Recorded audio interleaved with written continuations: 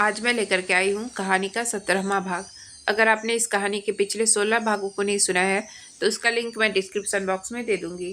तो चलिए आगे की कहानी शुरू करते हैं। रुद्र के जाने के बाद आस्था और रोमा हॉल में सोफे पर बैठी हुई थी।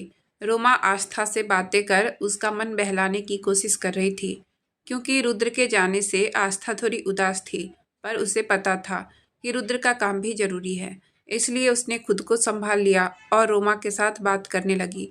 कुछ ही टाइम हुआ था उन्हें बात करते हुए, जब रोमा का फ़ोन बजने लगा। उसने देखा कि उसके भाई के स्कूल से फ़ोन था। यह देखकर वह थोड़ी हैरान हो गई, पर फिर उसने फ़ोन उठाया और हेलो कहा, लेकिन सामने की बात सुनकर घबरा गई और बोली, ठीक है, आप उसका ध्यान रखिए, मैं जल्दी आती हूँ। यह बोलकर उसने जल्दी से फ़ोन कट कर दिया। उसे इतना परेशान देखकर आस्था बोली, क्या हुआ, किसका फ़ोन था और कहाँ जा रही हो तुम? उसकी बात सुनकर रोमा ने आस्था की तरफ देखा। उसे समझ नहीं आया कि आस्था को बताए या ना बताए, पर उसका जाना जरूरी था, इसलिए उसे आस्था को बताना ही होगा। ऋतिक, जो रोमा का भाई था, उसके स्कूल से प्रिंसिपल का फ़ोन था। उन्होंने कहा था कि ऋतिक ने किसी लड़के के साथ झगड़ा किया है। दोनों के बीच हाथापाई हुई है, जिस वजह से दोनों को चोट आई है। मुझे जल्दी से वहाँ बुलाया है। उस दूसरे लड़के के पेरेंट्स को भी बुलाया है। उसकी बात सुनकर आस्था भी परेशान हो गई और जल्दी से उठते हुए बोली, तो सोच क्या रही हो, चलो जल्दी उठो, हम चलते हैं। रोमा उसे रोकते हुए बोली, नहीं, आप घर पर ही रहिए, बॉस ने आपको घर से बाहर जाने से मना किया है और आप इस हालत में बाहर जा भी नहीं सकती हैं, इसलिए मैं जाती हूँ और ऋतिक को लेकर आती हूँ। पर आस्था ने उसकी एक नहीं सुनी और जिद कर उसके साथ चली गई। रोमा ने उसे बहुत रोका, गार्ड्स ने भी उसे मना किया, पर आस्था ने सबको रुद्र का नाम लेकर धमका दिया कि वह उस सब की कंप्लेन करेगी। उसकी बात सुनकर कोई कुछ नहीं बोला। दोनों गाड़ी में बैठी और ड्राइवर ने गाड़ी आगे बढ़ा दी, पर गार्ड्स उनके साथ ही थे। रुद्र ने सख्त आदेश देकर उन्हें कहा था कि कुछ भी हो, आस्था को वह अकेला न छोड़े, इसलिए वह अपने बॉस का कहा मान रहे थे और वह आस्था के पीछे ही दूसरी गाड़ी में थे। कुछ ही देर में उसकी गाड़ी मुंबई के सबसे बड़े स्कूल आरपीएस स्कूल में आकर रुकी। आस्था और रोमा जल्दी से गाड़ी से बाहर आई और अंदर की तरफ बढ़ गए।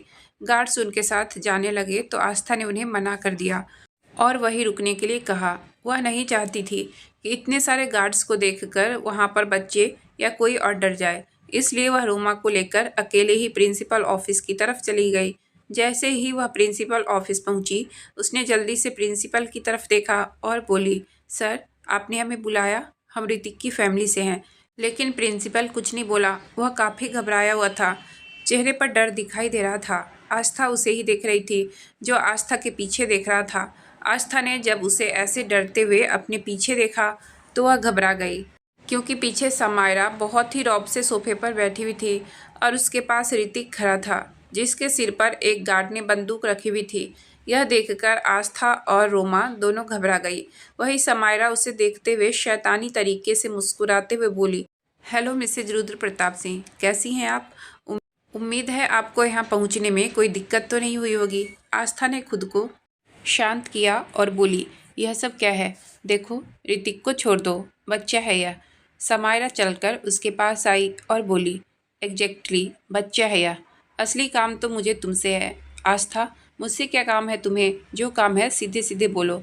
समायरा उसे देखकर मुस्कुराई और बोली, ज़्यादा कुछ नहीं, तुम्हें मेरे साथ चलना है, और हाँ, मना करने की कोशिश मत करना, वरना यह जो बच्चा और इसकी बहन है, इन्हें मैं जान से मार दूंगी और तुम कुछ नहीं कर पाओगी। आस्था ने कुछ नहीं कहा और आंखें बंद कर ली। उसे रुद्र का चेहरा दिखाई दिया। उसने गहरी सांस लेकर आंखें खोली और बोली, ठीक है, मैं तुम्हारे साथ चलने के लिए तैयार हूँ, पर तुम्हें ऋतिक और रोमा को छोड़ना होगा। समायरा, ठीक है। यह बोलकर उसने अपने गार्ड को कुछ इशारा किया तो ऋतिक थोड़ी ही देर में बेहोश हो गया। गार्ड ने उसे वहीं पर छोड़ दिया। यह देखकर रोमा भागते हुए उसके पास जाने लगी, पर गार्ड ने उसे भी पकड़ लिया। फिर उसने आस्था को पकड़ा और लेकर पीछे के रास्ते से बाहर निकल गए। वही समायरा ने प्रिंसिपल को धमकी दी और किसी को भी कुछ भी बताने से मना कर दिया। प्रिंसिपल ने कुछ नहीं कहा। वह पहले से ही डरा हुआ था, क्योंकि उसकी बेटी समायरा के कब्जे में थी। उसके कहने पर ही प्रिंसिपल ने झूठ बोलकर रोमा को फ़ोन किया था। समायरा को पता था कि आज रुद्र किसी मीटिंग के लिए बाहर जाने वाला है और उसे यह भी पता था कि रोमा और आस्था घर पर अकेली है, पर टाइट सिक्योरिटी की वजह से वह वहाँ नहीं जा सकती थी। इसलिए उसने प्लान कर आस्था को वहाँ बुला लिया ताकि वह उसे अपने साथ लेकर जा सके। वहीं दूसरी तरफ रुद्र, जो एक बड़े से हॉल में बैठा अपनी मीटिंग कर रहा था, उस वक्त उसके सामने लगभग 20 लोग बैठे हुए थे जो माफिया से ताल्लुक रखते थे। रुद्र, जो माफिया का किंग था, वह उनके सामने एक बड़ी सी चेयर पर रॉब से एक पैर पर दूसरा पैर चढ़ाकर बैठा हुआ था। अचानक से उसे एक अजीब सी बेचैनी होने लगी। ऐसा लगने लगा जैसे उसका कोई अपना तकलीफ में हो। वह खुद को शांत करने की कोशिश कर रहा था। उसकी बेचैनी बढ़ती ही जा रही थी। उसने अपनी आंखें बंद की तो उसकी आंखों के सामने आस्था का चेहरा आ गया। वह मुस्कुराते हुए उसे ही देख रही थी। रुद्र ने अपने सीने पर हाथ रखा तो उसे महसूस हुआ कि उसका दिल तेजी से धड़क रहा है। वह आंखें बंद किए ही आस्था को याद करते हुए बोला, जान। यह बोलकर उसने अपनी आंखें खोल ली। उसकी बेचैनी हद से ज़्यादा बढ़ चुकी थी। उसे जल्दी से जल्दी आस्था के पास पहुंचना था, पर वह यह मीटिंग छोड़कर नहीं जा सकता था। यह उसके लिए बहुत ज़रूरी मीटिंग थी। लगभग 1 घंटे बाद मीटिंग खत्म हुई। रुद्र ने जल्दी से अपना फ़ोन निकाला और आस्था को फ़ोन मिला दिया, पर आस्था का फ़ोन लग नहीं रहा था। यह देखकर रुद्र परेशान हो गया। उसने जल्दी से रोमा के फ़ोन पर फ़ोन किया, पर उसका फ़ोन भी नहीं लग रहा था। यह देखकर रुद्र परेशान हो गया। उसकी घबराहट बढ़ने लगी। उसने आस्था के सिक्योरिटी गार्ड को फ़ोन किया, जिसे उसने आस्था की सिक्योरिटी के लिए रखा था। रुद्र का फ़ोन देखकर वह गार्ड घबरा गया, क्योंकि उसे पता था अब उसे अपने बॉस के गुस्से का सामना करना पड़ेगा, क्योंकि उसने मना किया था कि आस्था कहीं भी घर से बाहर नहीं जाएगी। पर अपनी लेडी बॉस की जिद की वजह से उसे उन्हें वहां लाना पड़ा था। गार्ड ने डरते हुए फ़ोन उठाया तो दूसरी तरफ से रुद्र की ठंडी और गुस्से भरी आवाज़ आई, कहाँ हो? उसकी इतनी खतरनाक आवाज़ सुनकर गार्ड घबरा गया और हकलाते हुए बोला, वह बॉस रुद्र, अगर 1 मिनट के अंदर तुमने मुझे नहीं बताया ना, तो देखना मैं तुम्हारा क्या हाल करता हूँ। रुद्र की बात सुनकर गार्ड ने गहरी सांस ली और उसे सब कुछ बता दिया कि कैसे रोमा को प्रिंसिपल सर का फ़ोन आया था। तो रोमा स्कूल जाने लगी, पर मैम भी जिद करके उनके साथ आ गई। गार्ड ने और रोमा ने उन्हें रोकने की बहुत कोशिश की थी, पर वह नहीं मानी और उसने सबको धमकी दी कि वह रुद्र को बता देगी कि कोई भी उसकी बात नहीं मानता है। उसकी बात सुनकर गार्ड डर गया और आस्था को और रोमा को बाहर लेकर आ गया। गार्ड की बात सुनकर रुद्र ने कसकर अपनी आंखें बंद कर ली। उसे आस्था की बेवकूफ़ी पर बहुत गुस्सा आ रहा था, पर वह कुछ नहीं कर सकता था, क्योंकि उसने आस्था को नहीं बताया था कि बाहर उसकी जान को खतरा है। इसलिए उसने उसे घर में रहने के लिए कहा था। उसने गहरी सांस ली और खुद को शांत करते हुए बोला, अभी तुम्हारी लेडी बॉस कहाँ है? गार्ड, लेडी बॉस और रोमा मैम प्रिंसिपल के ऑफिस में है। उसकी बात सुनकर रुद्र भड़कते हुए बोला, उन्होंने बोला और तुमने मान लिया? बेवकूफ़, मैंने कहा था ना कि एक पल के लिए भी उन्हें अकेला मत छोड़ना। अब जल्दी जाओ और प्रिंसिपल ऑफिस में जाकर देखो वहाँ क्या हो रहा है। रुद्र के कहने पर गार्ड जैसे ही प्रिंसिपल रूम में पहुंचा तो हैरान हो गया। रोमा और ऋतिक वही बेहोश पड़े थे और प्रिंसिपल अभी भी डरा सहमा सदमे में वही बैठा हुआ था। गार्ड ने इधर उधर देखा, पर उसे आस्था कहीं भी दिखाई नहीं दी। उसने प्रिंसिपल से पूछा, पर प्रिंसिपल कुछ बोल ही नहीं पाया। यह देखकर गार्ड परेशान हो गया, पर जो भी हो, उसे अपने बॉस को तो बताना ही था। उसने जल्दी से अपना फ़ोन निकाला और रुद्र का नंबर डायल कर दिया। रुद्र ने जल्दी से उसका फ़ोन रिसीव किया तो गार्ड ने डरते हुए उसे सब बता दिया। रुद्र ने अपनी आंखें बंद कर ली। जिसका डर था वही हुआ। उसे अब डर लग रहा था कि कहीं आस्था को कुछ हो न जाए। अब देखना यह था कि रुद्र आस्था को बचा पाता है और समायरा क्यों आस्था को अपने साथ ले गई। आखिर क्या प्लान है? आस्था के किडनैप की बात सुनकर रुद्र परेशान हो गया। वह जहाँ था वहाँ से उसे वापस आने में भी कम से कम 1.5 घंटा लगता। तभी प्रवीण उसके पास आया और उसे परेशान देखकर बोला, सर क्या हुआ? आप परेशान क्यों लग रहे हैं? उसकी बात सुनकर रुद्र ने उसकी तरफ देखा और बोला, जल्दी से गाड़ी निकालो, हम अभी वापस जा रहे हैं। प्रवीण ने कुछ कहना चाहा, पर उससे पहले ही रुद्र बोला, और जल्दी से जल्दी आस्था की लोकेशन ट्रेस करो, पता करो वह अभी कहाँ है। प्रवीण ने अब आगे कुछ नहीं बोला और हाँ में गर्दन हिलाते हुए वहाँ से चला गया। कुछ देर बाद वह लोग गाड़ी में थे। रुद्र पीछे सीट पर आंख बंद किए सीट से सर टिकाए बैठा हुआ था। आगे ड्राइवर के बगल में बैठा प्रवीण लगातार लैपटॉप पर अपनी उंगलियां चला रहा था। तभी उसके कानों में रुद्र की ठंडी, रीढ़ की हड्डी को जमा देने वाली आवाज़ पड़ी, अगले 10 मिनट में अगर तुमने मुझे एग्जैक्ट लोकेशन का पता नहीं बताया तो याद रखना मैं तुम्हारा क्या हाल करूँगा। उसकी बात सुनकर प्रवीण डर गया और उसकी स्पीड और तेज हो गई।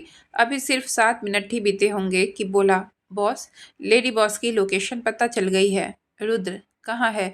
उसकी बात सुनकर प्रवीण ने उसे जिस जगह का नाम बताया। वह सुनकर रुद्र पहले तो हैरान हुआ, फिर उसका चेहरा गुस्से से काला पड़ गया। उसने अपनी मुट्ठियां भींच दी, हाथ और माथे की नसें दिखाई देने लगी। उसने प्रवीण की तरफ देखा और बोला, जल्दी से जल्दी वहां चलो। उसकी बात सुनकर प्रवीण ने ड्राइवर को इशारा किया तो ड्राइवर ने गाड़ी की स्पीड बढ़ा दी। वहीं दूसरी तरफ एक रूम में एक लड़की बेंच से टेक लगाकर नीचे जमीन पर बैठी हुई थी। उसने अपने घुटनों को फोल्ड कर अपना चेहरा उसमें छुपा रखा था। तभी उस रूम का दरवाजा खुला और कोई अंदर आया। उस लड़की ने आवाज़ सुनकर दरवाजे की तरफ देखा तो उसकी नज़र दरवाजे से अंदर आती समायरा पर गई, जिसके होठों पर एक टेढ़ी मुस्कान थी। वह चलकर आस्था के पास आई और उसे देखते हुए बोली, तो कैसा लग रहा है यहाँ आकर? यह बोलकर वह मुस्कुराते हुए आस्था की तरफ देखने लगी, पर आस्था ने उसकी बात का कोई भी जवाब नहीं दिया। तभी समायरा उसे देखते हुए फिर बोली, फिक्र मत करो, अब तुम्हें पूरी जिंदगी यहीं पर रहना है। यहीं पर रहकर हर रात तुम्हें लोगों को खुश करना है। मेरे रुद्र बेबी के करीब जाने की कोशिश की है ना तुमने, तो उसकी सज़ा तो तुम्हें मिलकर रहेगी। और तुम्हारी सज़ा यह है कि अब तुम हर रात यहाँ आने वाले मर्दों का बिस्तर गर्म करोगी। उसकी बात सुनकर आस्था अंदर तक डर गई, पर उसने अपने चेहरे पर अपना डर नहीं आने दिया और समायरा को देखते हुए बोली, और तुम्हें लगता है कि तुम जो कह रही हो वह होगा? एक बार रुद्र जी यहाँ आ जाए, फिर वह मुझे अपने साथ लेकर चले जाएंगे। उसकी बात सुनकर समायरा हंसते हुए बोली, रुद्र तो तब यहाँ आएगा ना जब उसे पता होगा कि तुम यहाँ हो, और अगर वह यहाँ आ भी गया तब तक तो मैं तुम्हारी बोली लगा चुकी होंगी। उसके बाद तो रुद्र बेबी भी तुम्हें नहीं अपनाएगा। और वैसे भी मुझे पता है मेरा रुद्र बेबी अभी भी बस मुझसे प्यार करता है। तुम्हारे साथ तो वह बस इसलिए था ताकि वह मुझे जलस फील करवा सके। पर अब मैं आ गई हूँ ना, अब मैं अपने रुद्र बेबी को मना लूँगी। पर उससे पहले मुझे तुम्हें सजा देनी है, मेरे रुद्र के करीब आने की सजा। यह सब बोलते हुए समायरा बिल्कुल किसी साइको की तरह लग रही थी। उसे देखकर आस्था को अब डर लगने लगा था। वह अकेली होती तो कोई बात नहीं, पर अभी उसके पेट में एक नन्ही सी जान पल रही थी। समायरा ने उसे एक नज़र देखा और फिर उठकर उस कमरे के बाहर चली गई। बाहर दो लड़कियां खड़ी थी, जिन्हें देखकर वह बोली, शाम को इसे अच्छे से रेडी कर देना, हमारे खास मेहमान आने वाले हैं, उनके सामने आज इसे ही पेश करूंगी। दोनों लड़कियों ने हाँ में गर्दन हिला दी तो समायरा वहां से निकल गई। वही अंदर आस्था बहुत डरी हुई थी। बेशक उसने समायरा के सामने खुद को बहुत मजबूत दिखाया था, पर सच तो यही था कि उस वक्त उसे बहुत डर लग रहा था, क्योंकि जिस जगह वह अभी थी वह जगह बिल्कुल अच्छी नहीं थी।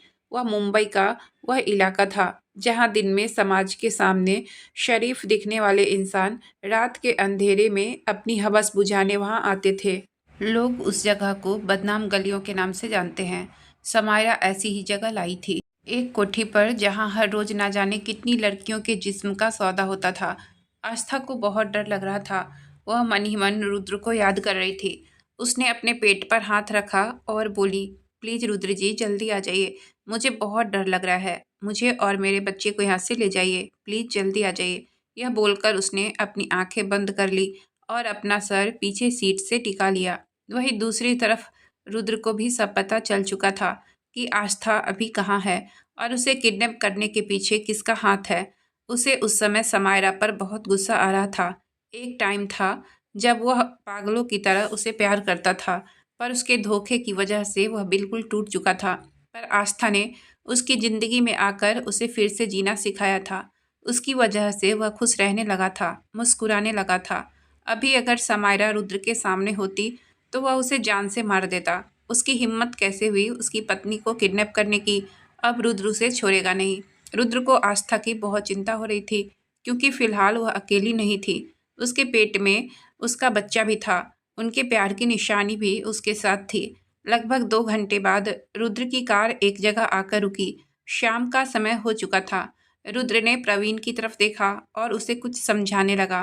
प्रवीण ने भी हाँ में गर्दन हिलाई और अपने फ़ोन से किसी को कॉल कर बात करने लगा। 10 मिनट बाद उसने फ़ोन रखा और रुद्र की तरफ देखकर बोला, बॉस, काम हो गया है, जैसा आपने कहा था बिल्कुल वैसा ही हुआ है। रुद्र ने हाँ में गर्दन हिलाई और गाड़ी से निकलकर अंदर की तरफ बढ़ गया।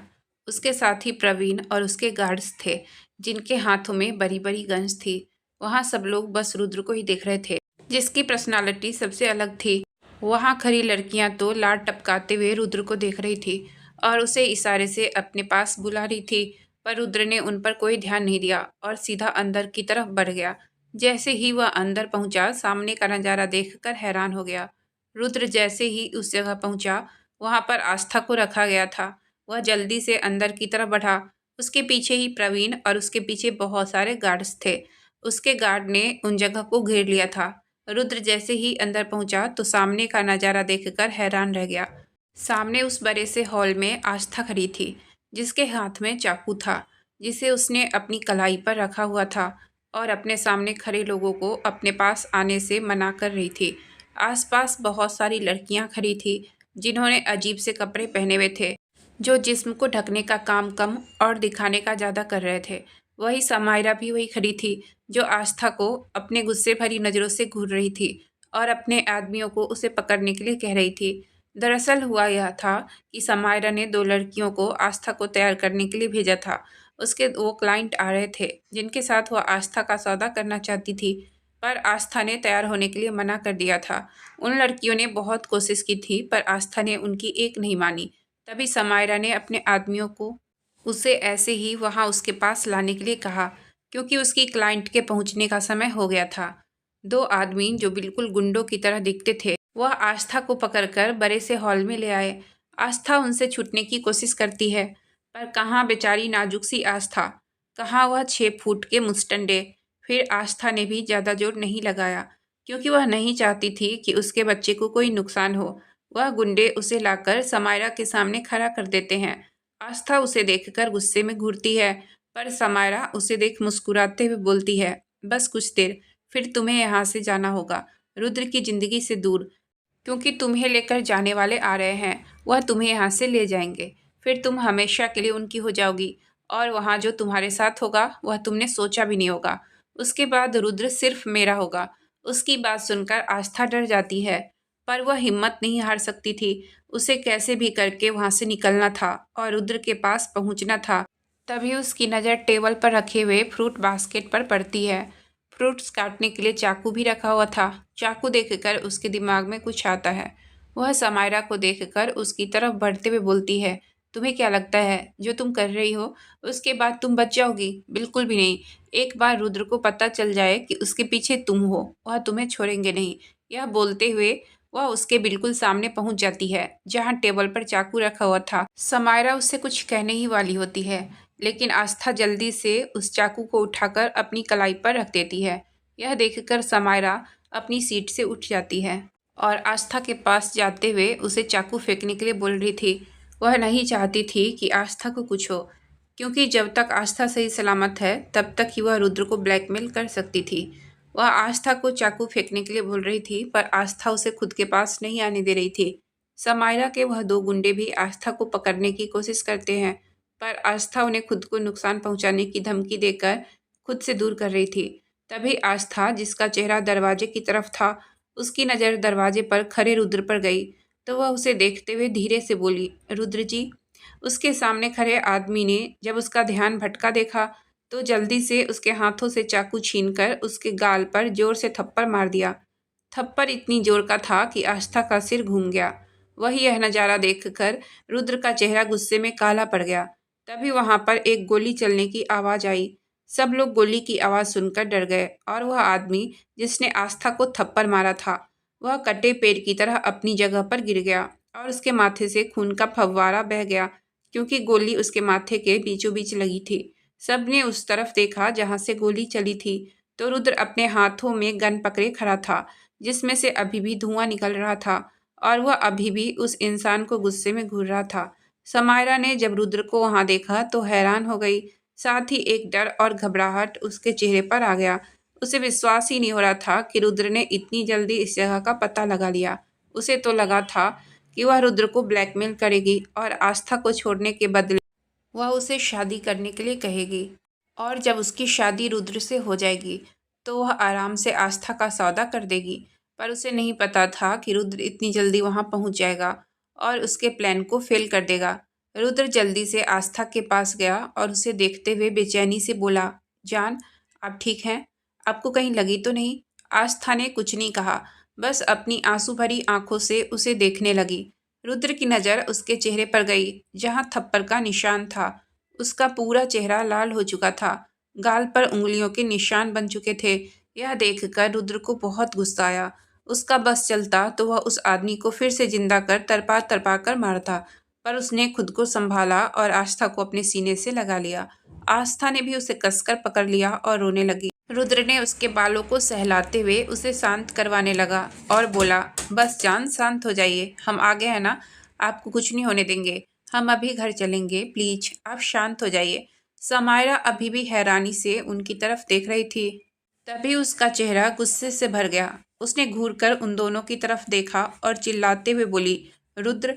उसकी आवाज़ सुनकर रुद्र ने नज़र उठाकर उसकी तरफ देखा, जो उसे गुस्से में घूर रही थी। उसे देखकर रुद्र की आंखें गुस्से से भरने लगी, हाथ और माथे की नसें दिखाई देने लगी। तभी समायरा उसे देखते हुए बोलती है, रुद्र, तुम ऐसा नहीं कर सकते, उसे दूर करो खुद से। तुम सिर्फ मेरे हो, तुम पर सिर्फ मेरा हक है, दूर करो उसे खुद से। यह सब कहते हुए वह बिल्कुल किसी साइको की तरह लग रही थी। रुद्र उसकी किसी बात का जवाब नहीं देता है और आस्था को ले जाकर वहां रखे एक बड़े से सोफे पर बिठा देता है और उसके चेहरे को हाथों में भरकर उसे देखते हुए बोलता है, जान, आप आराम से यहाँ बैठिए, बस थोड़ी देर, फिर हम घर चलेंगे। आस्था उसकी बात का कोई जवाब नहीं देती है, बस आंसू भरी आंखों से उसकी तरफ देखती रहती है। रुद्र ने उसके आंसू साफ किए और प्यार से उसका माथा चूमकर बोला, बस 15 मिनट, फिर हम घर चलेंगे। आस्था ने हाँ में गर्दन हिलाई तो रुद्र उसके बालों को सहलाकर समायरा की तरफ बढ़ गया। रुद्र आस्था को सीने से लगाए खड़ा समायरा की तरफ गुस्से से देख रहा था। गुस्से की वजह से उसकी आंखों का रंग पूरा लाल हो चुका था, हाथ और माथे की नसें दिखाई देने लगी थी। उसने आस्था को खुद से अलग किया और उसे ले जाकर वहां रखे बड़े से सोफे पर बिठा दिया।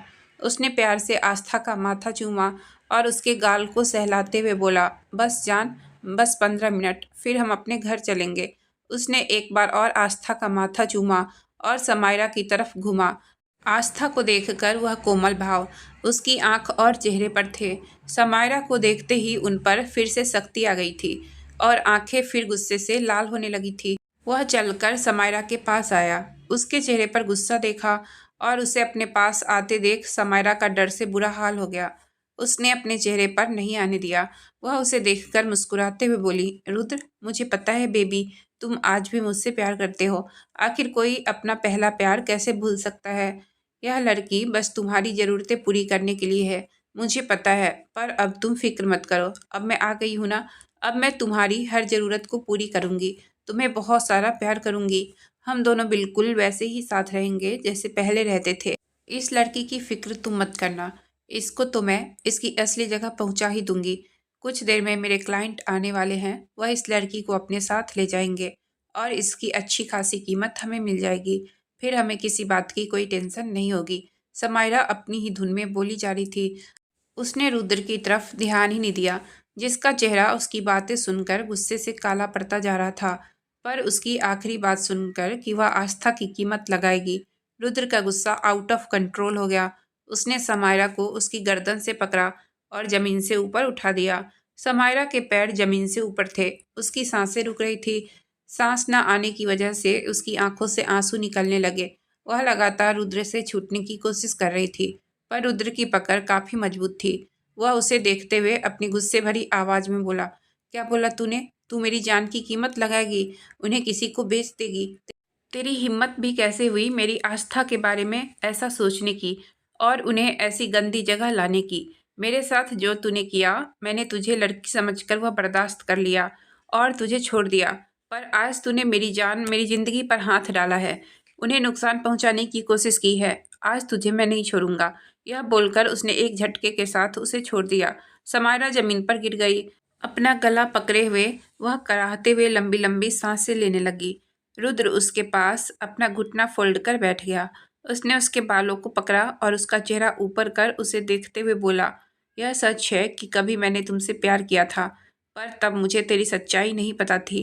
आज मुझे खुद पर शर्म आ रही है यह सोचकर कि मैंने कभी तुझ जैसी लड़की से प्यार किया था, जो खुद लड़की होकर दूसरी लड़कियों की इज्जत के साथ खेलती है। फिर वह उठकर खड़ा हो गया। उसने प्रवीण की तरफ देखा और बोला, जल्दी से जल्दी पुलिस को बुलाओ। जितनी भी लड़कियों को इसने जबरदस्ती यहाँ पर कैद कर रखा है, उन्हें आज़ाद करवाओ और इस जगह को आग लगा दो। दरअसल समायरा ह्यूमन ट्रैफिकिंग का धंधा करती थी। गरीब और बेसहारा लड़कियों को बहला फुसलाकर नौकरी का लालच देकर उन्हें यहाँ उनके घरों से दूर लाती थी। फिर उनसे जिस्म फरोशी का धंधा करवाती थी। बहुत सारी लड़कियां थी जिनकी उसने ज़िंदगी बर्बाद की थी। रुद्र को यह सब कुछ पता चल चुका था, इसलिए अब आस्था के साथ साथ वह बाकी सारी लड़कियों को भी उसकी कैद से आज़ाद करवा रहा था। उसकी बात सुनकर समायरा चिल्लाते हुए बोली, रुद्र, तुम ऐसा नहीं कर सकते। तुम तो मुझसे प्यार करते हो ना, फिर तुम मेरे साथ ऐसा कैसे कर सकते हो? प्लीज इस लड़की को छोड़ दो, मेरे पास वापस आ जाओ, हम दोनों साथ में रहेंगे। मैं तुमसे बहुत प्यार करती हूँ, तुम्हारी सारी ज़रूरतें पूरी करूँगी। रुद्र ने उसकी बात का कोई जवाब नहीं दिया और आस्था की तरफ चला गया, जिसकी हालत कुछ ठीक नहीं लग रही थी। एक तो वह प्रेग्नेंट थी, ऊपर से उसने सुबह के बाद कुछ खाया भी नहीं था। उसे टॉर्चर करने के लिए समायरा ने उसे एक घूंट पानी तक नहीं दिया था। उसने आस्था को अपने सीने से लगा लिया और उसके बालों को सहलाने लगा। वही समायरा अभी भी चिल्ला रही थी। उसने आस्था की तरफ गुस्से से देखा, जो रुद्र के सीने से लगी हुई थी, और बोली, यह सब इस लड़की की वजह से हो रहा है। इसकी वजह से तुम मुझे छोड़ रहे हो। अगर यह लड़की नहीं रही तो फिर तुम्हें मेरे पास आना ही होगा। मैं मार डालूंगी, इसे खत्म कर दूंगी। यह कहते हुए वह उठी और आस्था की तरफ बढ़ने लगी, लेकिन रुद्र के गार्ड्स ने उसे पकड़ लिया। समायरा उनसे छूटने की कोशिश कर रही थी, पर गार्ड की पकड़ से छूटना नामुमकिन था। तभी वहां पर पुलिस आ गई। पुलिस ने समायरा को पकड़ लिया। जो लड़कियां मजबूरी में वहां थी और जिन्हें धोखे से वहां लाया गया था, सबने उसके खिलाफ गवाही दी। पुलिस वालों ने रुद्र का शुक्रिया अदा किया और समायरा को लेकर वहां से चले गए। सारी लड़कियों ने भी रुद्र को शुक्रिया कहा और उसके सामने हाथ जोड़ दिए। रुद्र ने उन्हें हाथ जोड़ने से मना किया और बोला, नहीं, आप सब हाथ मत जोड़िए, यह तो हमारा फर्ज था। आप सब हमारी बहनों की तरह हो। उसकी बात सुनकर सारे लोग भावुक हो गए। कहाँ वहाँ आने वाले हर इंसान उन्हें हवस की नज़रों से देखते थे। आज पहली बार किसी ने उन्हें बहन कहा था। सबकी आंखों में आंसू आ गए।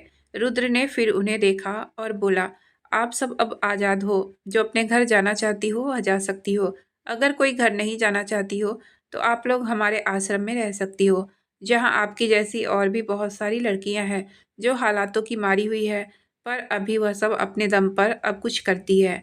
मैं सारा इंतजाम करवा दूंगा। ये कहकर उसने प्रवीण की तरफ देखा तो उसने हाँ में गर्दन हिला दी।